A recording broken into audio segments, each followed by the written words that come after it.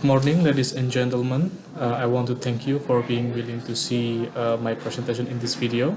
In this opportunity, I would like to present our paper entitled Direction for Structuring Non-Structural Agencies, or NSA, in the Structure of State Institution in Indonesia. This paper was written by 5 people, namely Labib Muttaqin, myself, and then Andi Umara, M. Junaidi, Alfia Al-Fenina, and M. Iqbal Firmansyah. Okay, in this slide, I would like to explain that the division and separation of the branch of state power based on trias politica doctrines is no longer relevant because the current of modernization throughout the world has caused a shift in constitutional principle. The various paradigm shift above will not be able to be responded to by a modern state if it's only supported by the classical trias politica theory, which only divide the branches of power into executive, legislative, and judicial branches. To respond to the complexity of the modern state administration, new state institutions were created to carry several tasks and functions of the pre-existing branch of states of power. The new state institution gradually distanced itself from the trias politica paradigm and formed its own branch of power pattern, which Bruce Ackerman called the fourth branch of government. The new institution is recognized as a new branch of state power because it is able to carry out the function of checks and balances against existing branches of state power. In the law and regulation in Indonesia, the new state institutions are contained the non-structural agencies, or it can be abbreviated as NSA. Empirically, non-structural agencies in the Indonesian state administration system already exist. Normatively, the NSA is known nomenclature in Indonesia, a positive law, but has not been defined juridically based on data from the State Secretariat of the Republic of Indonesia. Currently, there are 76 institutions that can be inventoried as non-structural agencies. Okay, terminology of non-structural agency is actually not very clear defined in our constitutional system, so that it causes a debate and differences of understanding the source of the debate and difference in understanding. First, when viewed from the use of terminology, it can take the form of the council, commission, committees, agencies, institutions, and academies. In terms of accountability, there are institutions that are responsible to the president or other state institution, minister, and some are independent. When viewed from the scope of its function, there are institutions that function is supervising, giving consideration, advocating, making policy or regulation. And also there is coordinating, implementing policies, including law enforcement and investigation. When viewed from the legal basis, there are institutions that were born on the order of law, government regulation, presidential regulation, and ministerial regulation. From this table, it can be seen that there are inconsistencies in the institutional structure in the term of the legal basis of the formation of institution. For example, there is NSA, which was formed through laws, government regulation, presidential regulation, and presidential decrees. In terms of function, there is the NSA that carries out legislative, executive, judicial, or mixed function. In terms of nature, there are NSA which are independent, semi-independent, and dependent. As for nomenclature of institution, there is the NSA which called commission, agency, committee, council, etc. And actually, this explanation about this table is so that NSA in Indonesia is experience inconsistencies. Okay, inconsistency from NSA becomes more complicated uh, and not clear if to analyze when compared with the executive agencies and independent agencies. The question that arises is whether the NSA is located part of the executive branch of power or outside the structure of all branches of the state power. Comparing two institutions, it is important to find out whether the NSA is part of dependent branch of executive power or is outside the structure of all branch power and is independent. In Indonesia, executive agencies are manifestation of ministerial government agencies that carry out certain government tasks from the president. Executive branch are located under and responsible to the president through the coordinating minister.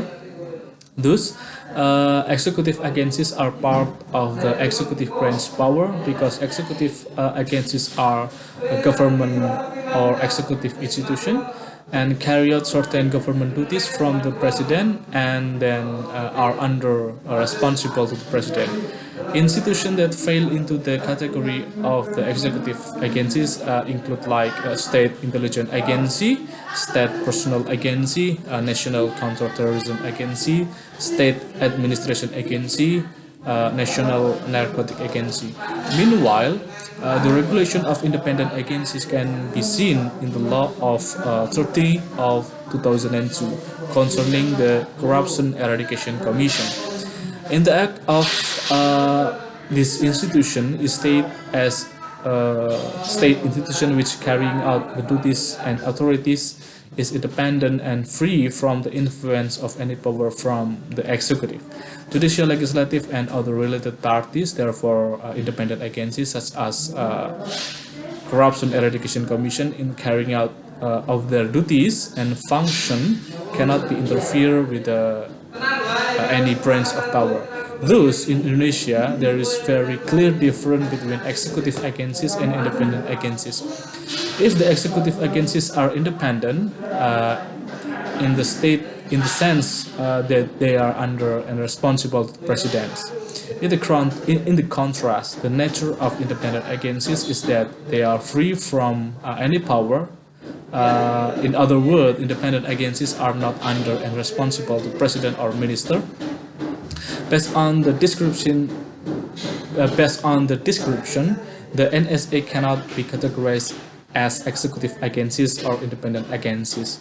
The emergence of the various NSA was not accompanied by a clear concept of structuring of the NSA because the NSA as the nomenclature I position the agency still had many problems, namely the inconsistent in use of the NSA nomenclature in the formation and institution, and this inconsistency can be seen from the determination of the legal basis for the establishment of the institution, the function of the institution, the nature of institution, and the nomenclature of the institution.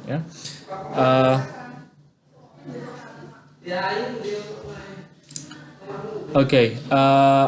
In this table, we can. I want to show to you about the inconsistency in the institutional structure of several NSA, non-structural agencies. Okay, in Indonesia, there are currently 76 non-structural agencies and are likely to continue to grow with the formation or new laws.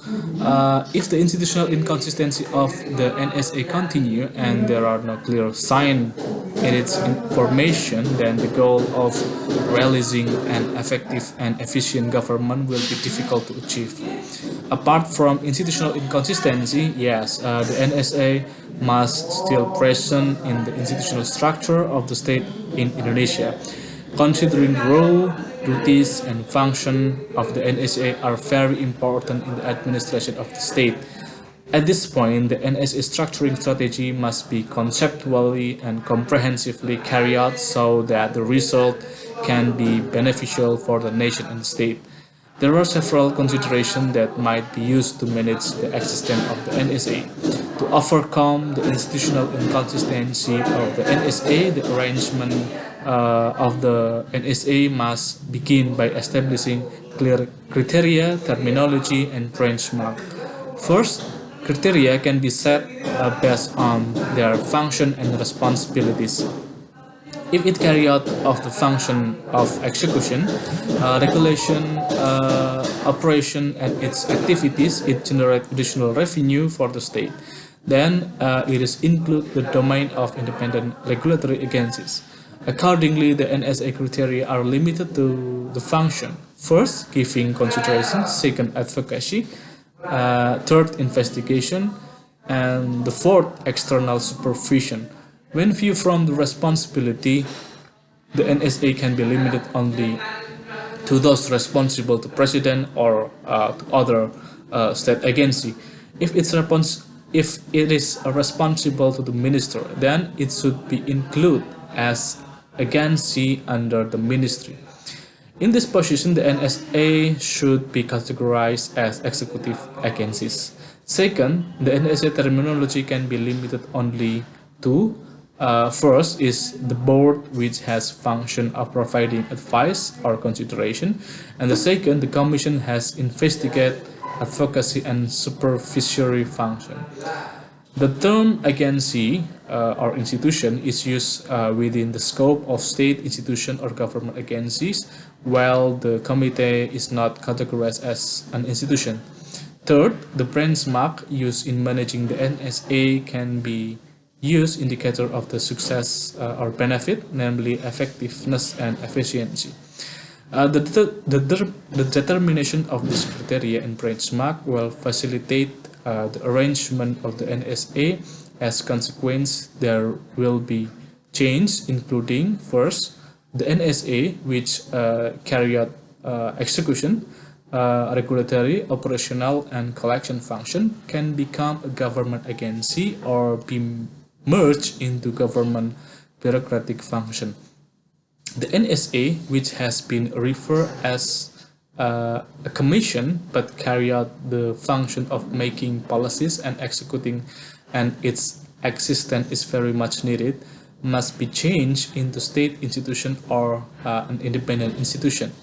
NSA that do not meet the benchmark, I mean that if that NSA is not effective and efficient, must be removed, and their function accommodate within the scope of the government bureaucracy. Okay, ladies and gentlemen, that was our presentation about a direction for structuring non-structural agencies in structure of states institution in Indonesia. In the end, we say thank you for your listening. May all those we have shared be beneficial for all of us. Thank you so much.